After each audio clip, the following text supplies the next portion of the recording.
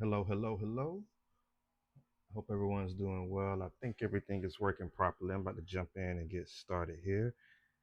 I know it has been a while, but I wanted to wait until I got a new computer. And if you are paying that much attention, you probably can see that I have one now. So, going to test it out to see how it does under a little bit of duress, if you will. And we'll be building a full stack application. Yes, what's going on, my brother? I'm doing all right, man. I'm alive. Just got a new computer, had to get it set up, get everything going with it. Was struggling with my last laptop and just took a while for it to get here, but it's here now. Got everything set up for the most part. So gonna be back to streaming just about every day and doing quite a bit of building and live learning, et cetera, man. But I appreciate your patience with me, but I'm living, brother. Doing good. Too funny. But wanted to spend a little bit of time jumping back into code and going to be building a mobile application using Expo.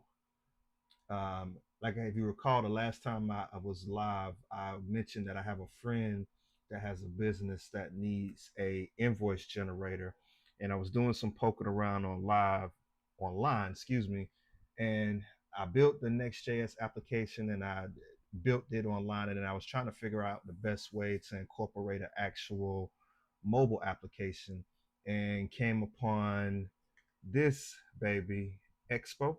So I figured it would make sense to maybe build a Expo app instead of trying to build a Next.js app and then hooking into it and having the ability to download. This just basically gives me a web interface and a app. And honestly, he cares more about having a mobile app than web interface. So I'm going to start with a mobile app first. I'm still going to give him a desktop interface because I know he's going to want to have some analytics to see who's paying when and things like that. And yeah, you could see that through a mobile app, but it just makes it a lot easier and you could do a little bit more with a mobile app. So, or excuse me, a web interface. So, going to jump in and next 30 days or so get comfortable with Expo, learn it, navigate, do some local storage, connect it to a database, add in some additional APIs to give it a little more life, if you will, and add authentication and all that good stuff. But for today, going to crank up an application, learn how to build it, and then from there, maybe just build a simple little CRUD note app, and we'll just see how things go from there. So I am on the Expo documentation website now, and it says to get started, there's a quick start, and we'll just type in this command. So I'm gonna hit copy, and I already have VS Code on the machine, and I have a directory on my desktop that I'll be installing the project in. What's going on, Mr. Johnson? Thanks for stopping by, my brother. I always appreciate the support. So I'm going to paste in the npx create expo app at latest command, and we'll do space then dot so it installs in the current directory. And it looks like there's a few options to pick from with templates. You can have a default blank tabs, a few others per the documentation, but I think we'll just install the basic and maybe do the normal removal or the update and remove some of the additional files that we don't necessarily need.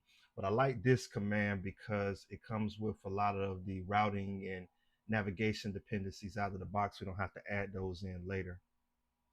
What we will need to do if you've never used Expo before is set up your environment. So I have a iOS device that I would like to emulate, and I am currently on my desktop. I do have Expo Go, so I can definitely see it on my phone. But if you're on your desktop, then you'll need to install the appropriate environment. If you are using a Windows machine, then you'll want to use the install the appropriate simulator for it. And if you're on Mac, you want to install it, or you can download Expo Go, scan the QR code that's associated with it once you start your environment, once you start the project, and then you'll be able to see the build live in a mobile view.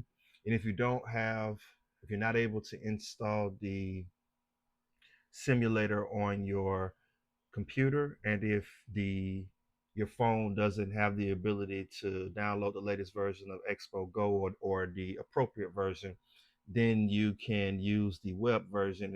It'll look like an application, but it just won't look like an actual phone itself. So this was a nothing crazy complicated, but there's some configuration or environment setup, as the documentation suggests, that you'll need to make sure that you care for.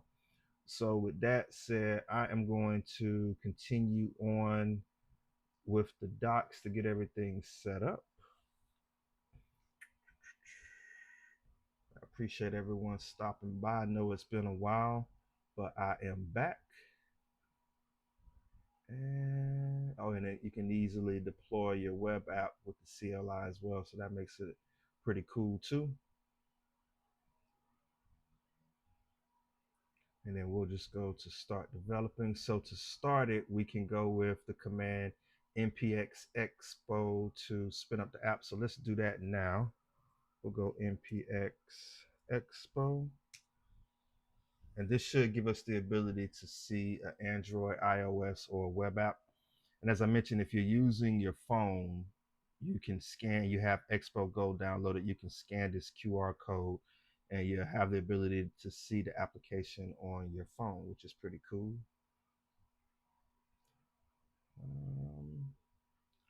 But I'll be using a iOS simulator, so I'm going to bring that up now.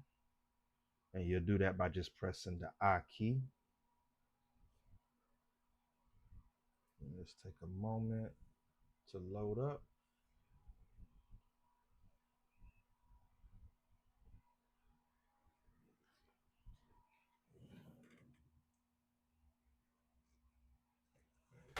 All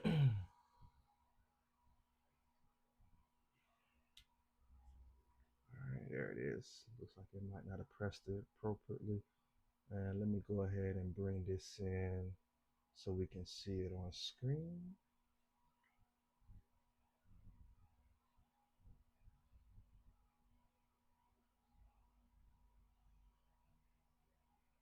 All right, let's move this over a little bit.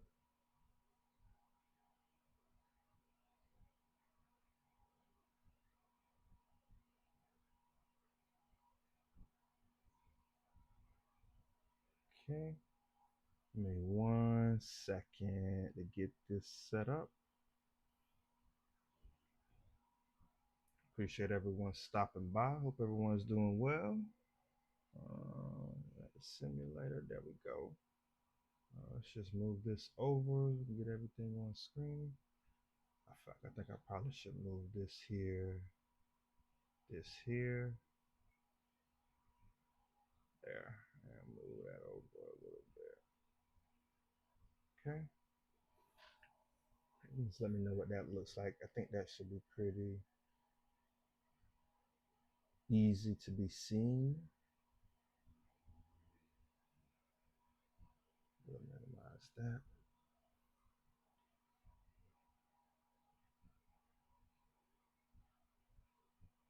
All right, so this is making your first change. This is the index and tab directory.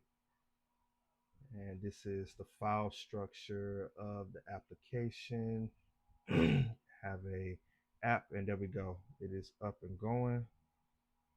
So this is referring back to the file structure below. You can get familiar with the default projects file structure. You have an app directory, assets, components, constants, hooks, scripts, app.js, package.json, tsconfig.json. So the app contains the app's navigation, which is file based. The file structure of the app directory determines the app's navigation. The app has two routes defined by two files. The tabs, and I see they're used the parentheses just like Next.js, index, and the layout file in the app tabs underscore layout.tsx sets up the tab navigator. And here's some of the features. The default project template has the following features: file base routing, Android, iOS support, images, light and dark theme, and animations. Okay, so it's file-based routing. So if you are familiar with Next.js, you'll be familiar with that, or should be familiar with that, because that's basically the same way that it works with Next. So here are the next steps to continue building your app. Reset your project. You can remove the boiler code and start fresh with the new project. Run the following command to reset your project. So we'll copy this now and head back into the terminal. And it didn't mention that we needed to kill the server or anything, so I'm just going to try to run this. And we'll just paste in this command that we just copied from the documentation to reset the project. Do you want to move the existing files to an app-example instead of deleting them? And I'm going to say no.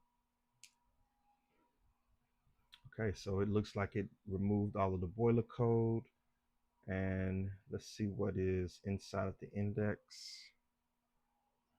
So this is different because what we should see is edit the app in index.tsx on screen. But as you can see, we're still seeing the boiler. So let's just close this out.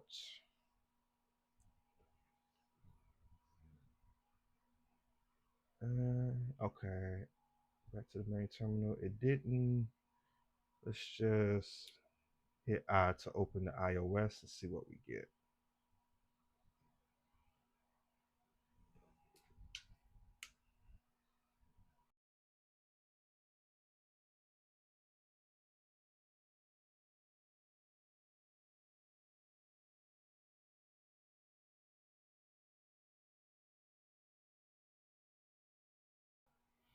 Taking a moment to finish loading. Just looking to get familiar with Expo today, maybe build a simple CRUD app. I'm going to look to do something over the next 30 days or so to become more and more familiar with it and increase complexity. So this should be fun.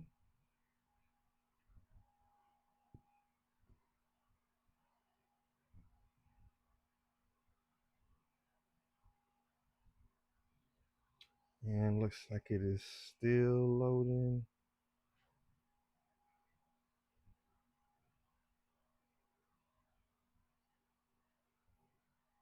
Okay, so this would be what the reset of the project looks like once we remove the boiler code. Looks like it's just the index that it referenced earlier, which is the actual tab. And I'm assuming that we can add in additional tabs as need be. And also, here's the text, edit app, and slash index.tsx to edit this screen.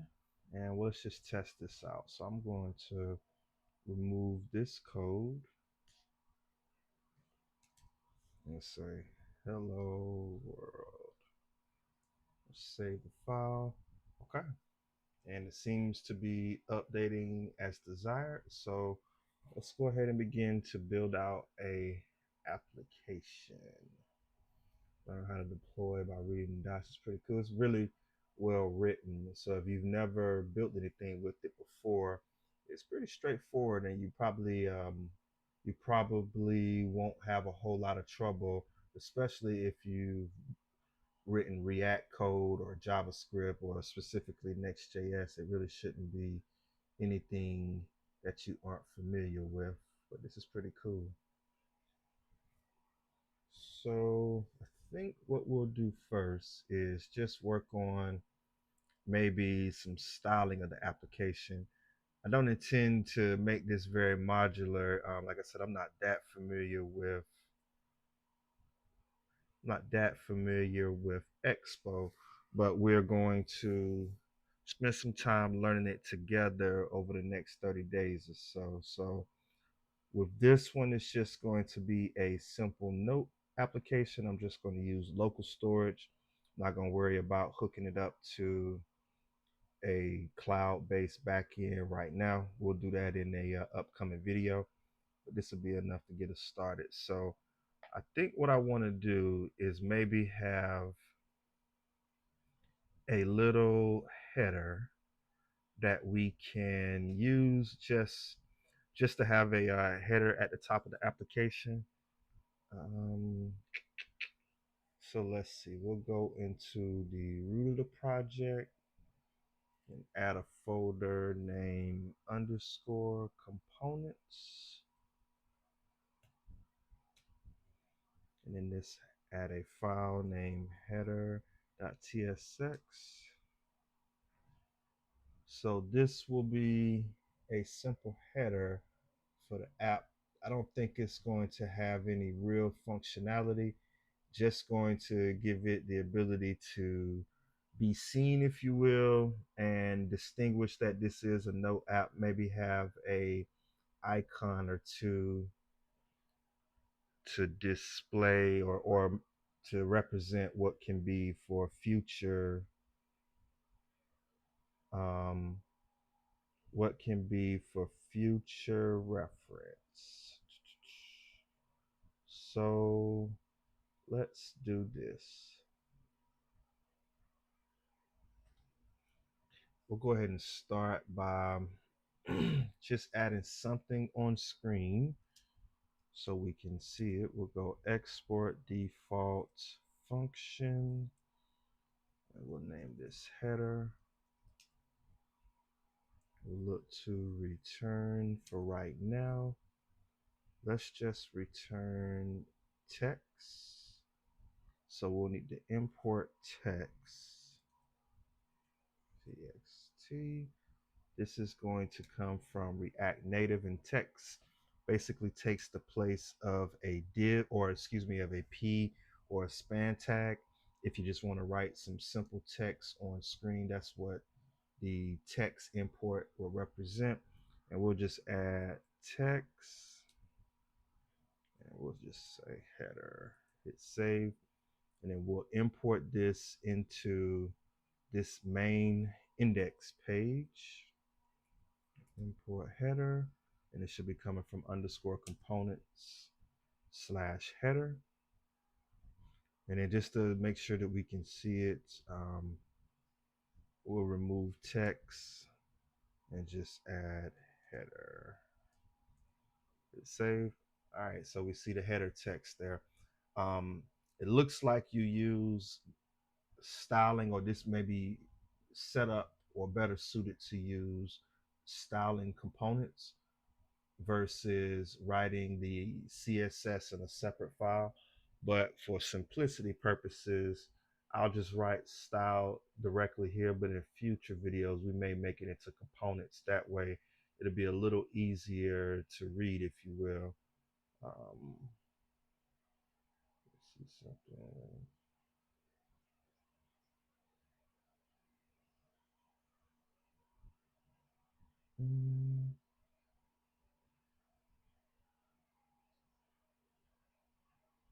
Let me do this. All right, so let's remove this style. All right, so now we see header. And if we wanted to remove this index at the top of the screen, there's a way that we can do that as well. I think that will be done in the actual layout itself. Yeah, let's go to app and layout, and then where we have stack listed, there should be stack. Screen options, header configuration. Okay, so let me see something. Screen options, yep. And then there should be header shown. There we go. This should be a Boolean false. There we go. Click save. Okay, so now we don't see the header. So that's what we intended for. So I would say good. All right. So, but what I do want to do is give this some space so that the view is cared for automatically.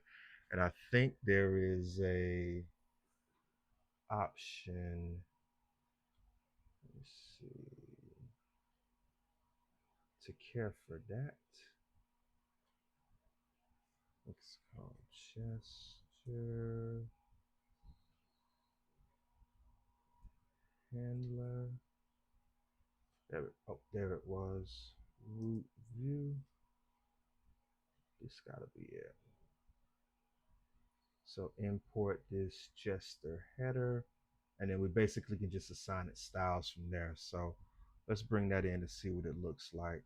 In the root, we'll go import gesture handler.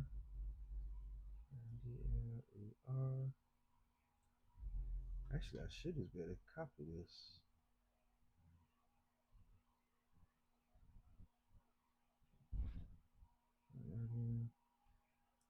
Paste this in. Okay. And then it will be the outermost, so we can copy the stack.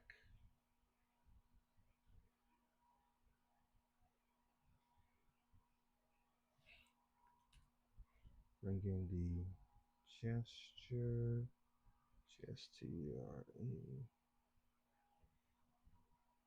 Uh-oh. Where did my handler go? Gesture handler.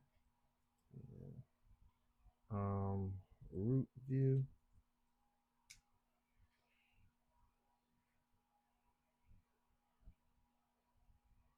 This should come from, I'm just gonna copy this again. Not sure what happened to it. There we go. Text strings must be rendered within a text component.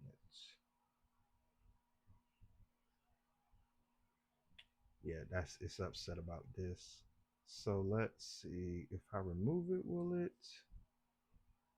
stop screaming? Yeah, there we go. So I didn't need to put the fragment. And I'm gonna set the style for this to flex 1.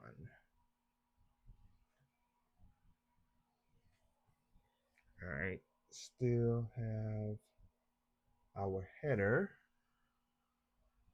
Can't decide whether it wants to hang out with us or not. So let's do this.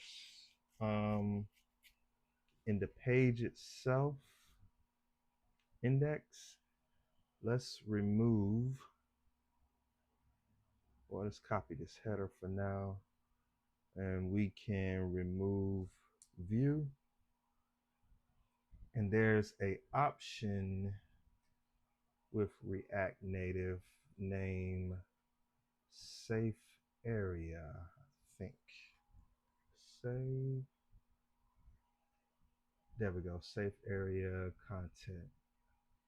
So this provides a flexible API for accessing device safe area and set information. This allows you to position your content appropriately around not just status bars, home indicators, and other such device and operating system interface elements. It also provides a safe area view component that you can use in place of a view automatically to inset your views in the safe area. So let's go ahead and copy this. and we'll certainly want to install it.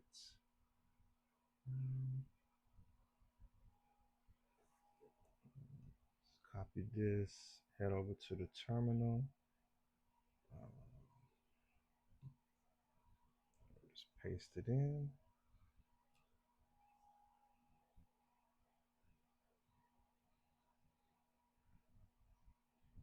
Okay. And so here are all of the imports with this specific API. So I'm just going to copy all of them for right now. And I only need, I think, just safe area. But if we need more, we can add more in. Safe area view is a regular view component with the safe area edges applied as padding. If you set your own padding on the view, it will be added to the padding for the safe area. Okay, so let's just go ahead and bring in import safe area view. And that is coming from React Native safe area context. Yep. And it looks like it's just used as a wrapper. So we'll just go safe area view, and I'll add the header. Hit save. Okay. So we see that we have padding now at the top. So for the iPhone, this is where the ear piece would be, or the microphone to here. And it just added some padding at the top, and so it's not pushed off the screen automatically. So that's pretty cool. Makes life a lot easier with that without having to try to figure that out. And I think I can add some more styling to this. So we'll go style. We'll set it to flex 1 and set the background color to pound F3, F4, F6. Hit save. So you can see the color slightly changed with it.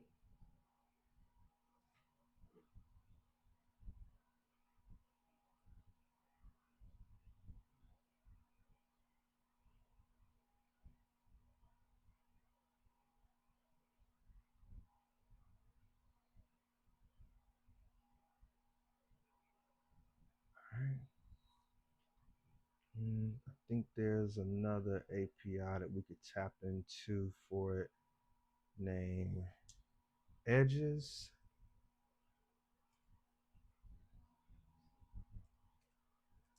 And we'll just set this to top.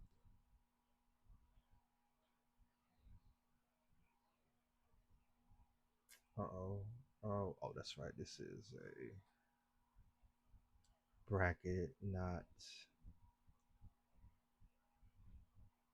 There we go. All right. And so with that, that should care for the safe area view. And now we can just focus on styling the actual header itself. And I'll give the additional padding to the header. That way it could be controlled within it, and we can keep the padding with the view API separate. So let's do that now. We can remove text. Let's bring in view. And we'll also bring in, let's bring in pressable as well. And these are coming from React Native. So with view, it gives us the ability to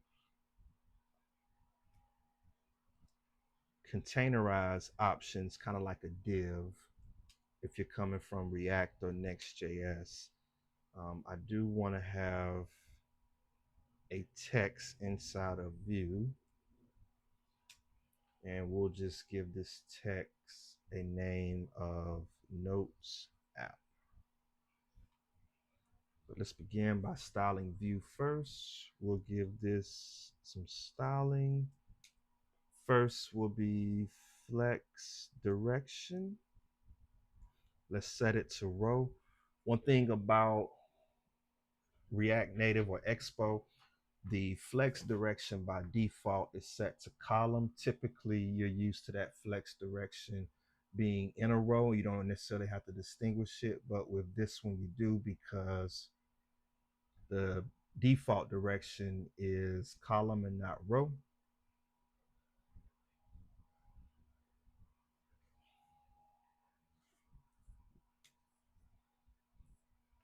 We'll align the items.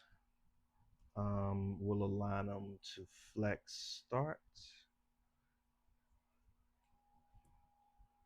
We'll go justify content space between. Go padding horizontal.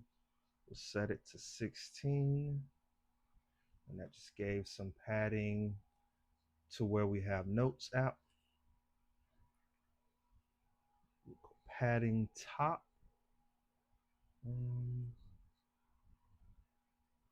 We'll set that to 8. And padding bottom, we'll set that to 4. Oh, syntax error. I see. Okay. And let's give this a background color, ground color of pound F3. We'll go F4, F6. Hit save. Okay.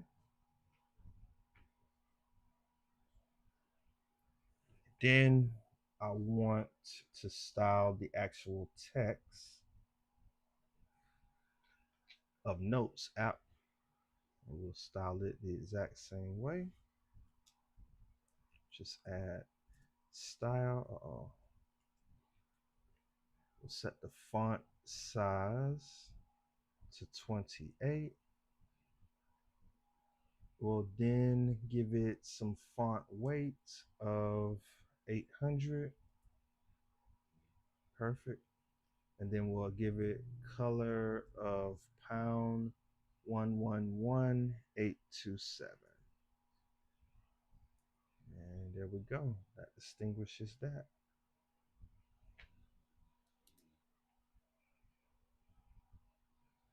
Okay.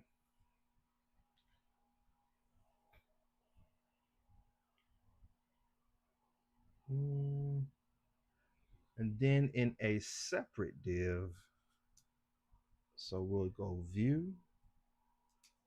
I want to have a few or a couple of icons. I'm not going to give them any functionality right now, but we will come back and add those in maybe tomorrow. But this is going to be just a icon to search, and also menu when we want to give some additional menu options. So let's use a library to help with that. And I think we can use,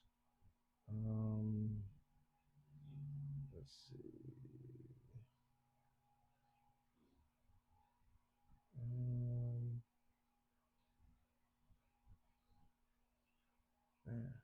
There we go. Let's go Lucid React Native. There we go. So this is the library that we're going to use to install or to get access to icons. Very similar to what you would use with a React or Next.js app, but obviously this is for mobile React Native icons. I'm not sure if you can use the traditional ones or not, but if you're aware, let me know. I'll be interested to know. I've never tried it, of course. But let's go ahead and install this package now. Mm,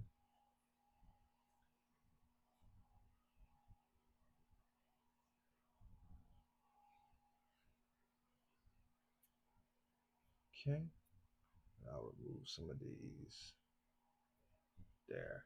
And then now we just want to gain access to the actual icons itself. There's documentation on it. Let's see what's out there.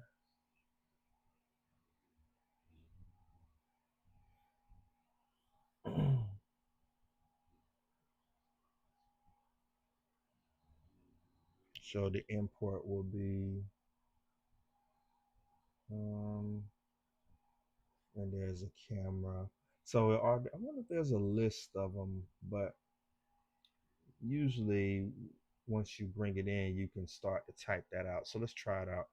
So at the top, let's go ahead and begin to import a few icons, and this is going to come from Lucid React, yep, native.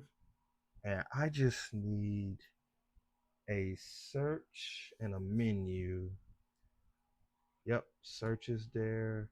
What about a menu? Yep, menu is that one. What's the difference between menu and menu icon? It's okay, we won't worry about it for right now. But let's go ahead and bring in those icons.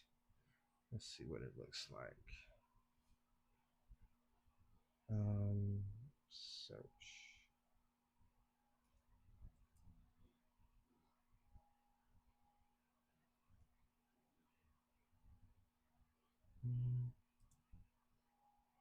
Let me give it some styling. Give it a size of 20. There it is. And let's give it a color of pound 111827.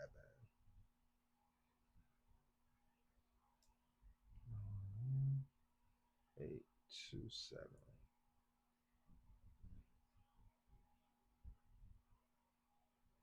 Oh, duh. It shouldn't need brackets because it's a string. Sorry about that. That should do it though.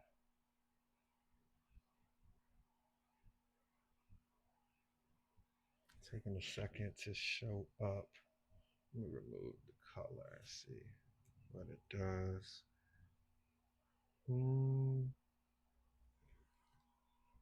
That's odd. Color, pound, 827. There. Okay. Maybe it was just me. Sorry about that. All right. So we have the view. Let's give this a. We'll need to bring in the menu next. Let's see what it looks like. Menu.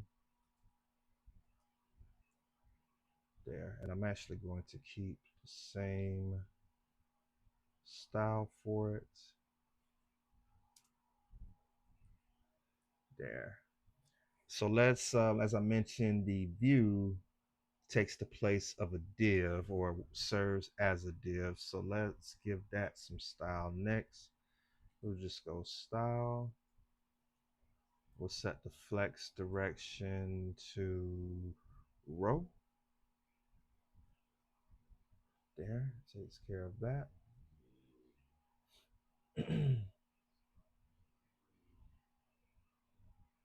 Then we will add a little more styling with it. We'll give it align the items to the center.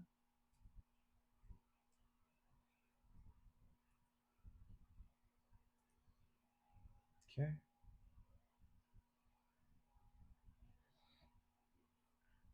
And we'll need some space between it.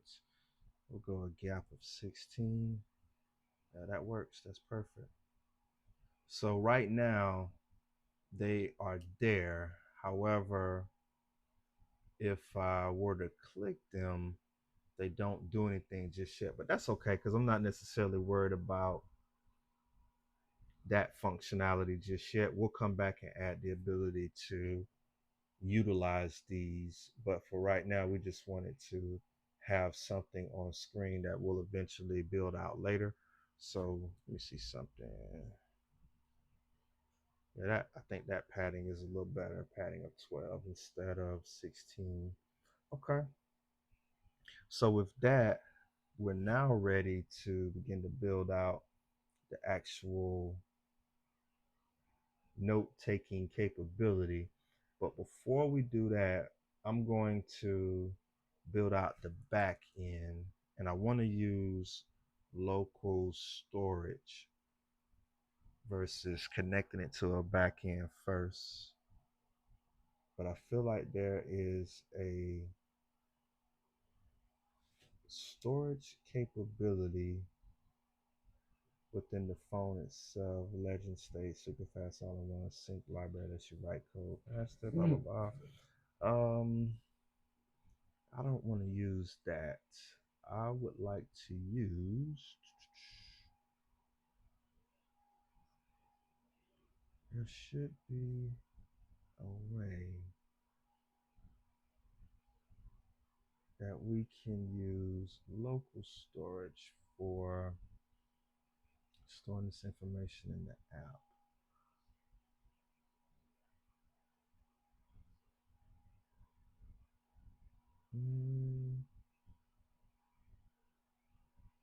Let's see.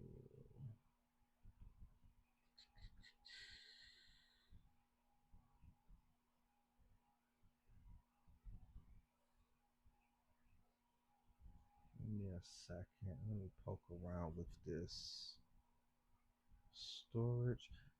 Native async storage library that provides asynchronous, unencrypted, persistent key values storage API. Okay, this looks good.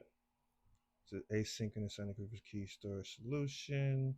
If you're installing this in the existing React Native app, make sure to install Expo in your project and follow the installation instructions. So we should be able to copy this.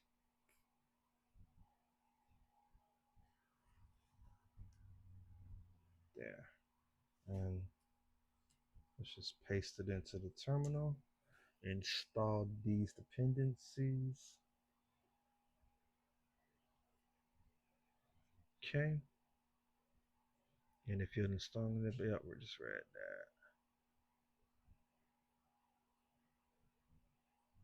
that. Documentation on the API usage. Let's see.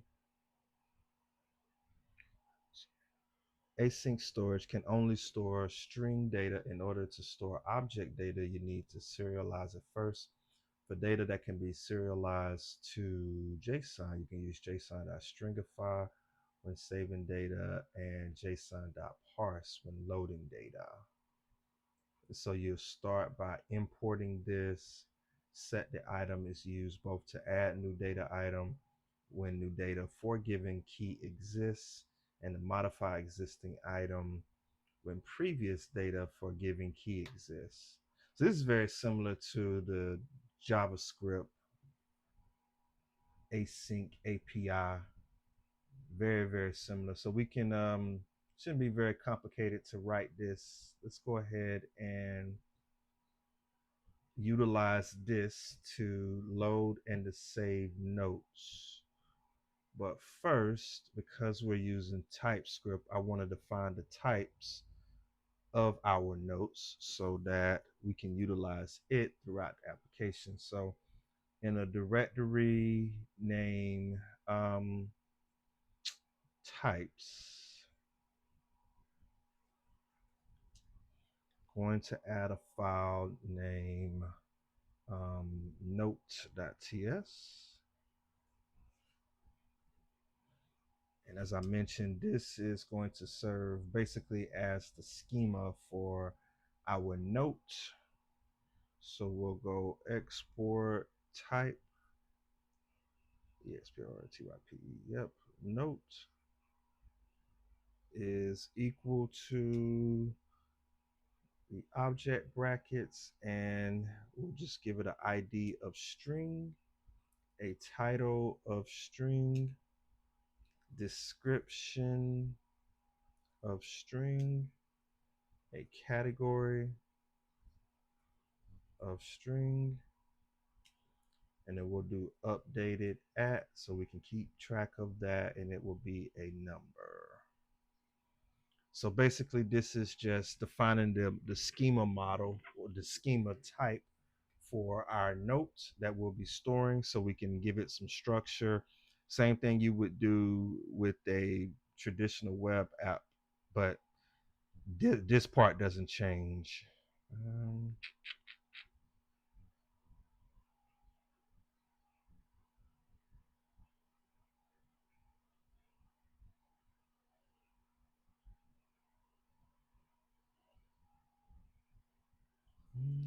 all right. So with that, let's go ahead and shift our focus to setting up the actual storage itself. We'll close this out. Back in lib, we'll add a file named storage.ts. Yep. Spring in note. That's coming from @/type/note. And then we'll import this. There we go. Copy it. We'll paste it in.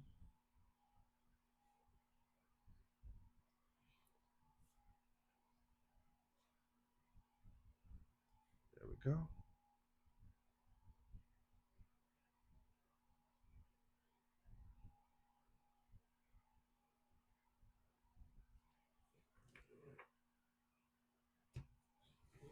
All right.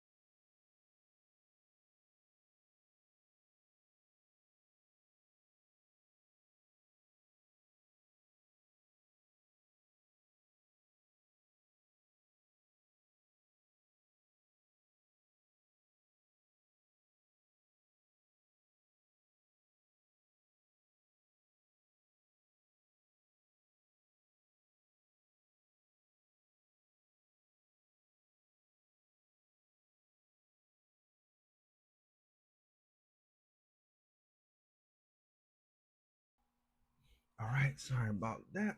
All right, so let's just go ahead and we can really just follow the documentation here. Um, so I think for the my key, we'll just store it in a variable that we can reuse without having to retype it over and over. So we'll just name it storage key, and we'll just name this notes.v1. You can name that whatever you want. I'm just naming it for simplicity with this one. So the first one is going to be to load the notes. We'll go export async.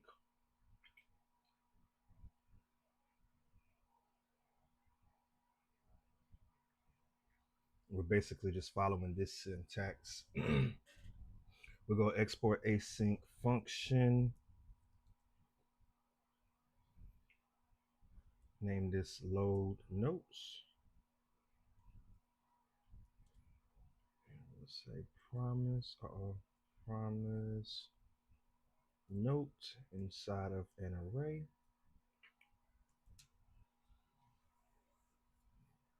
Add a try catch block.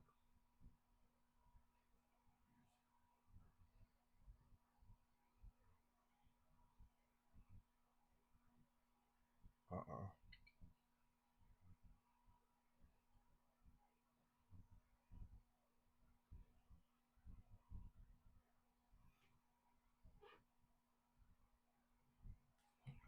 Const.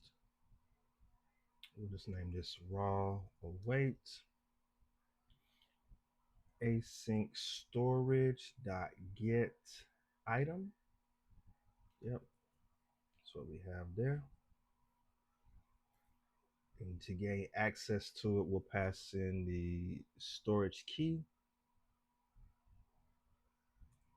And we'll just say if no raw, then we want to return a empty array because that just indicates that we don't have any notes.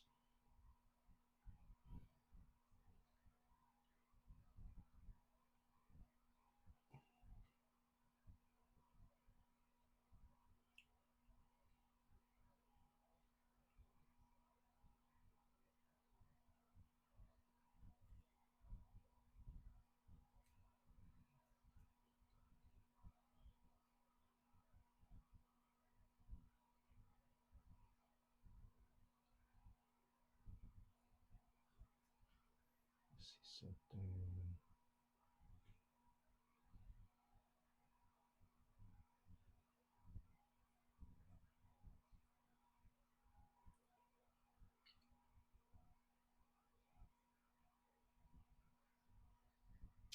Gotcha.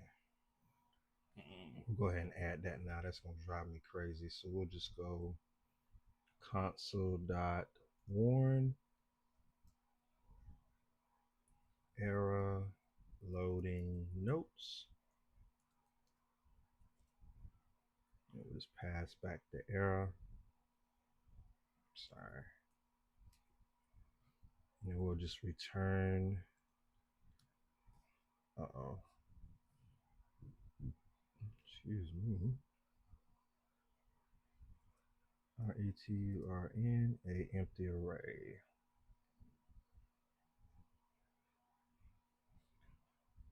Then for this one, TURN, we are going to return JSON.parse. And what we'll be parsing is raw as the note with the empty array. So basically what this is doing is leveraging the async storage. This would be where you would use an adapter like Prisma or Mongoose. We're using the get item API. The name of our storage container or database is notes.v. So instead of typing in that string value, we're just typing it in as a variable. And then if we don't have any data, we just want to return an empty array. But if we do, we're using the json.parse, passing in the name of the array, or the items or the notes, which is raw, and we're just storing it as note. So that's how we would load or get data, if you will. So now to store data, basically the same thing. We'll just be using the set item API in order to accomplish that. So we'll just say, oh, 1 second.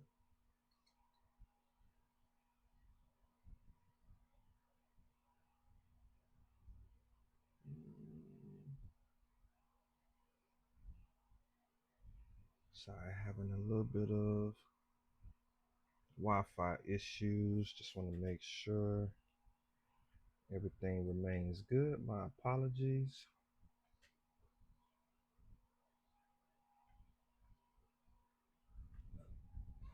We should be back now. Sorry about that. So with this one, basically the exact same thing. We'll go export async function. We'll name this save notes. And we're going to pass in something in order to save notes. We'll just pass in notes, and we'll be leveraging the note type that we exported, which remember serves as the schema. We're setting this equal to promise, promise, of void, and we'll need to have a try catch block, of course.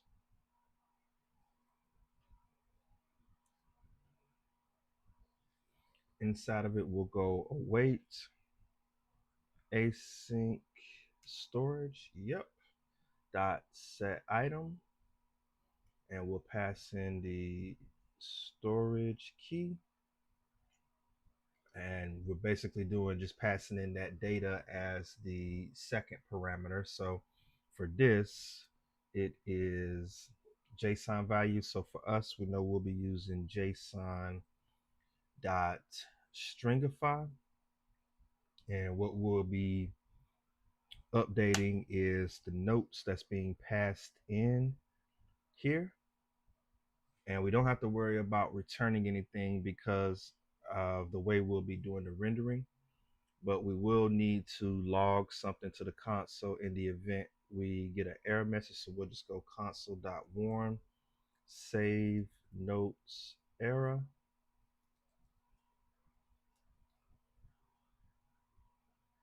That's an ERROR. Okay. So that basically takes care of our local storage database. Next up, we'll need to create the context so that we can wrap the application and have the ability to access this throughout. So we can actually close out storage.ts. We can close out the note. We'll close out the layout, but we do need to create the context that we're going to have the ability to get and update notes, and then give it the access throughout the entire application. So inside of the root of the project, let's create a folder named context, and then we'll add a file named notes context.tsx. So this will require some imports in order to make this work. We'll be using a few front end hooks that you should be familiar with, and we'll also be using the local storage database that we just set up, in addition to the notes type to kind of help build this out. So let's start with our imports first. We'll go import from React. First, I want to bring in create context, and that's what we'll be using to wrap the application. Then we'll go use context. use effect to help with data fetching and re-rendering, use state to help manage the state of the app, and we'll be using that to capture or to hold the text and description fields. React node so that we can gain access to nodes. Use callback will be the last front end hook that we'll use, and we'll talk more about them as we actually use them. Then we'll need to import note, and that's coming from our types of note. And then we'll bring in the two functions that we're using to save and load data. So the first one was load notes, and that's coming from / local storage. And then we'll also do save notes as well.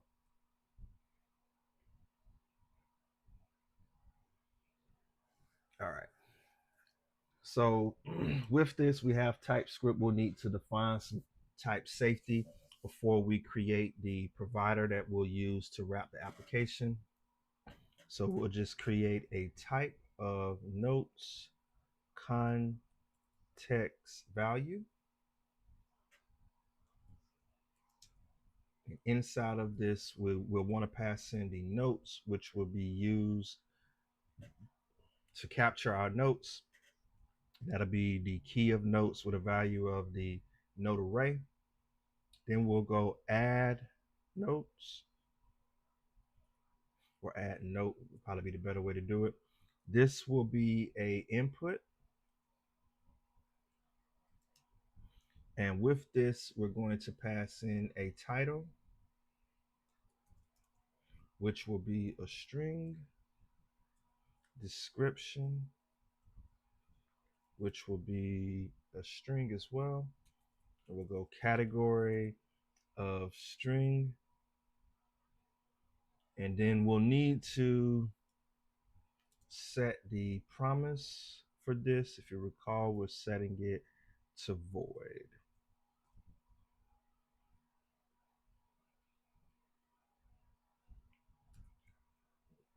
We'll also include the ability to update a note.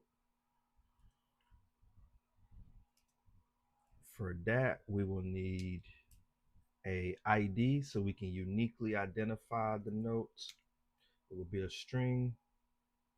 And then the updates could potentially be to the title field, which should come in, but we better set this as optional because we might not want to update it. Make sure this comes in as a string. Description, give it a question mark with a string. And then last but not least, category, category. This can be optional, so the question mark, and then that will be a string.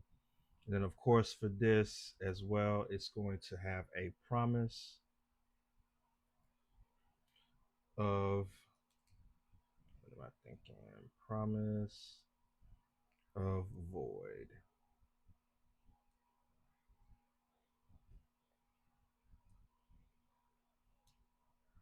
Then we want the ability to delete a note.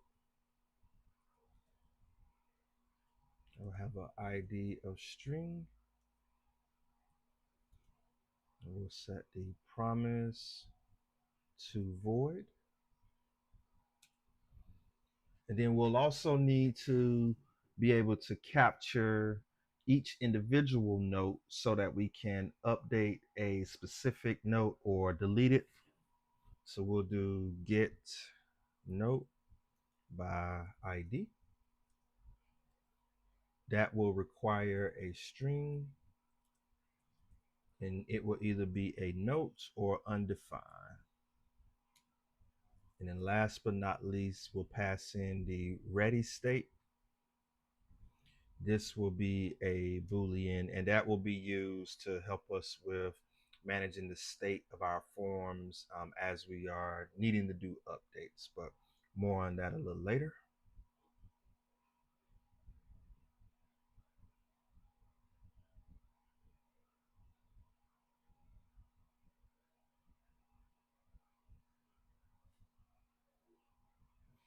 All right.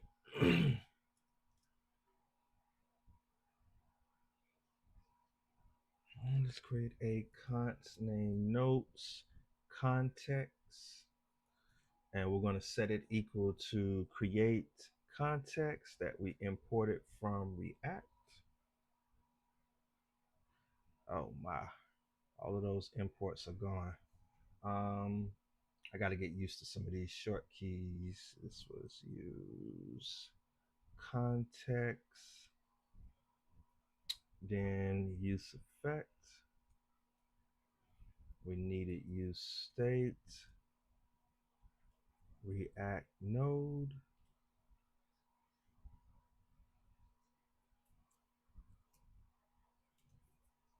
and use callback.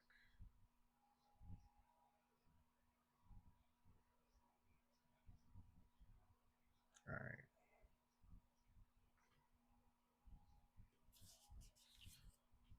For this, we'll do create context, and then we'll say notes context value is what we'll be passing in. And we'll either pass that in or undefined.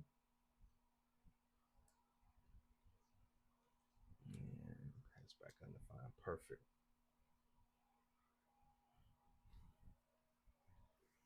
Then we are ready to create the actual provider. And within the provider, we'll have the CRUD capability.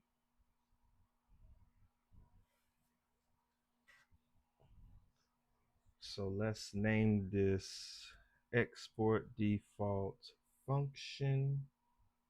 Actually, this can just be an export function. It's going to be notes provider.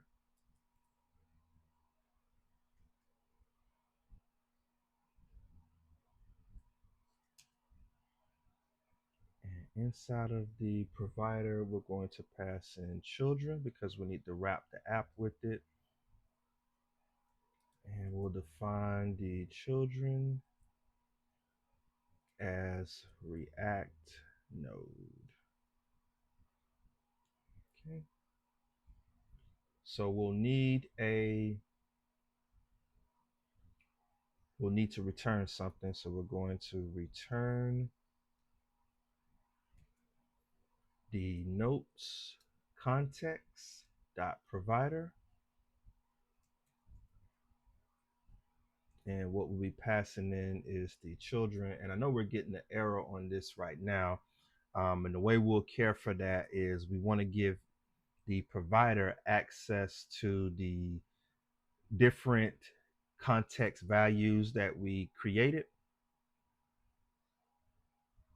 And I need to bring back the import of load notes and save notes. So let's go ahead and pass in the items or what we'll need or what we'll want to have access to from the provider throughout the application. So we'll go value will be notes, add note. We'll need update note, delete note, get note by ID, and then ready. So we're getting this error right now because we need to actually create the functions that's going to give this access. So let's go back and add those in now. So the first one I want to care for is the ability to capture the actual notes itself. So we'll create a const with the empty bracket to start out, setting it equal to use state. And for this, the state we'll be passing in is a empty note array or a empty array. And the names of these state variables will be notes and set notes. And that cared for the first value. Then we'll create another const that will be equal to use state, excuse me, This initial value will be false, and what we'll be carrying for, sorry, that should be parentheses false. And what we'll be carrying for is ready and set ready. And that will care for this value. So with that, let's go ahead and start by getting the ability to load the notes once we mount. Go load notes from async once we mount. So this is where we'll be using use effects to help us with that. Very similar or the exact same process from what you would do if this were a traditional React or Next.js project. Inside of use effect, we're going to pass in async. I think it'll be easy. Let me drop that down. Go const initial. And this is just a variable name. This is just the initial state. Feel free to name it whatever you want. We're going to call load notes, and we'll go set notes. And will be initial. It should be notes. There we go. And initial is going to be, after initial, we'll set the ready state to true.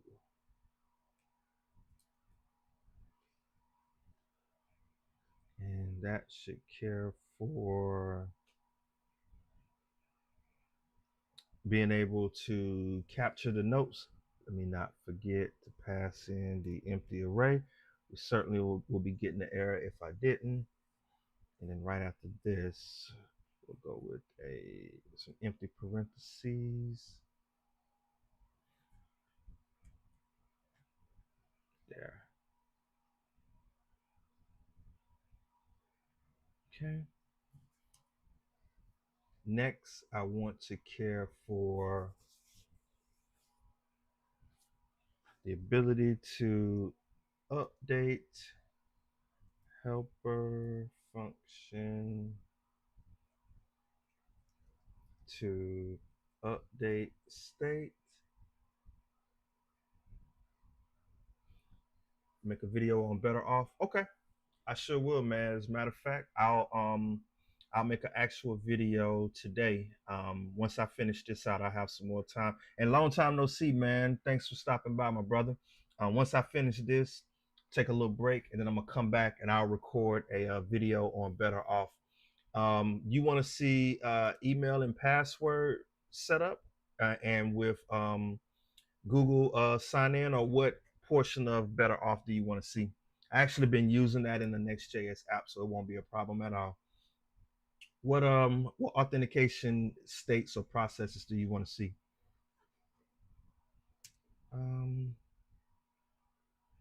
The update state and save to disk. So this is what we'll be using to save to the local device. We'll just go const persist. It's going to be equal to use callback, and this will be async.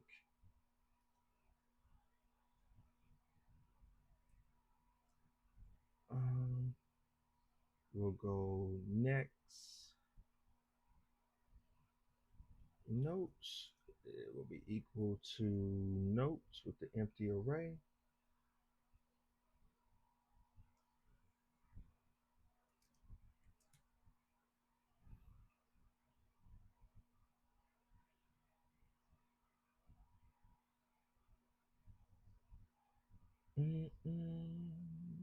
We'll go set notes, and this will be passing in Next notes, and we'll go await, save notes, next notes, perfect. And now it's saying that we only passed in one argument, but it should have gotten two. So I must have, okay, there it is. I was gonna say, it should be correct. Okay. Now we are going to care for the CRUD capability. So the first one will be, we'll just start with add note. 3, create or add note. We'll go const add note. It's going to be equal to use callback. And this will be a asynchronous action. And of course, to add a note, you need a title, description,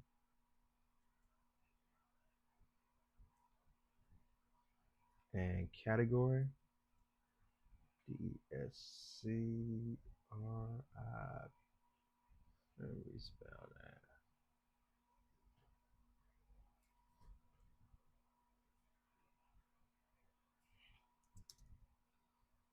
Then we know the title is a string. Description. That should be lowercase.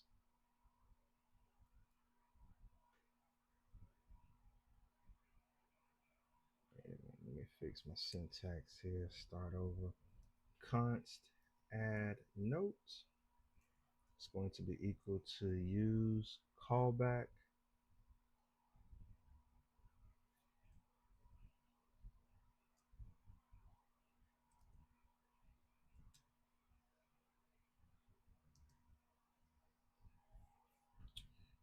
And we'll need to pass in async. This is going to be the title, description, and category. This is going to be a title, which is a string.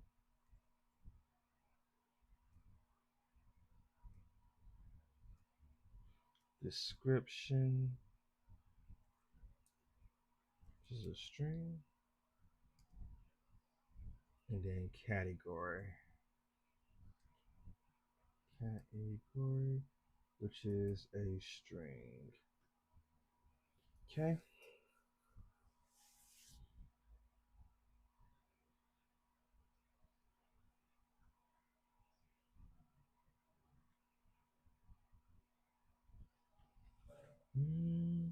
Let's see.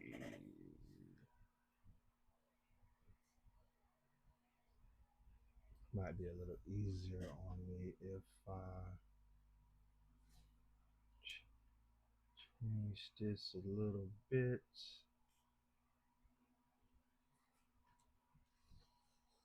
Title, description. Yep.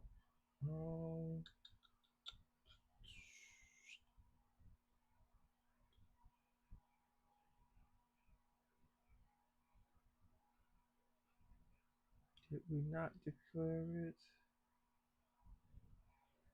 Declared it right there. Huh.